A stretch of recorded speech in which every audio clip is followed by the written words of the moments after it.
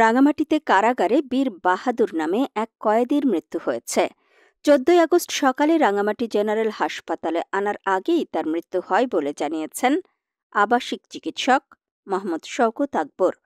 কারাগারের জেলার মজিবুর রহমান মজুমদার জানান, রাঙামাটি শহরের রিজার্ভ বাজার পাথরঘাটা এলাকার বাসিন্দা বীর বাহাদুর অসুস্থতা বোধ করলে দ্রুত রাঙামাটি জেনারেল হাসপাতালে পাঠানো হয়। পরে কর্তব্যরত চিকিৎসক তাকে মৃত ঘোষণা করেন। নিহত বীর বাহাদুর মাদক মামলায় ৫ বছর এবং একটি চুরি মামলায় ৬ মাসের সাজা ভোগ করছিলেন।